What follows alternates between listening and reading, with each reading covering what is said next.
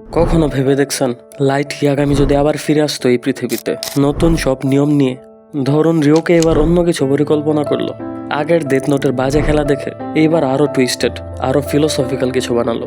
আজকের ভিডিওতে বলবো, যদি লাইট আবার ফিরে আসে কিন্তু ডেথ নোটের বদলে তার হাতে থাকে এক অজানা অভিশাপ, ইকো।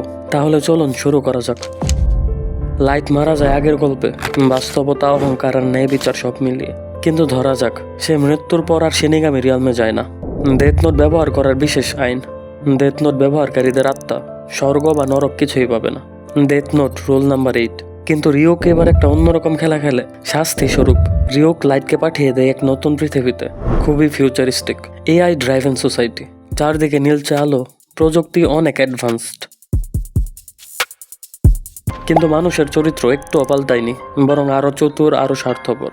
ধরা যাক এবারও লাইটের পরিচয় এক সাধারণ কলেজ ছাত্র, কোনো স্মৃতি নেই, তার পুরনো কাণ্ড কারখানা, কে ছিল কিরা সে কিছুই জানে না। কেবল মাঝে মধ্যে জাস্টিস শব্দটা মাথায় গেঁথে যায়।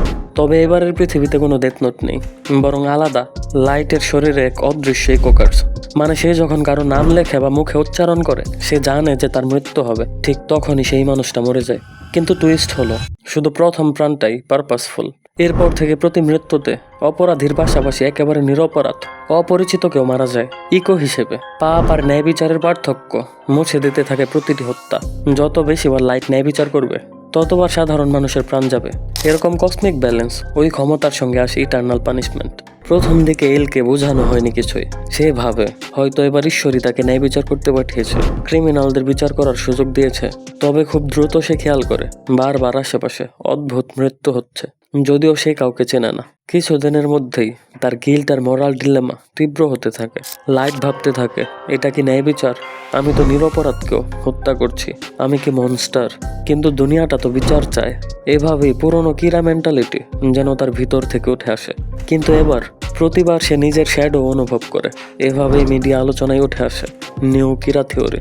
এবার পৃথিবীর ল এনফোর্সমেন্ট এক নতুন এআই ব্লেন্ড এল তৈরি করে, যার কাছে থাকবে পুরনো এল নেয়ার মিল্যদের data, advanced crime simulation capacity, human intuition. এবারের এল বুঝে ফেলে কিছু সুপার ন্যাচারাল ছোঁয়া রয়ে গেছে। এবার অ্যানালাইসিস চলে, ইকো মৃত্যু কেন ঘটতেছে র্যান্ডম ভাবে।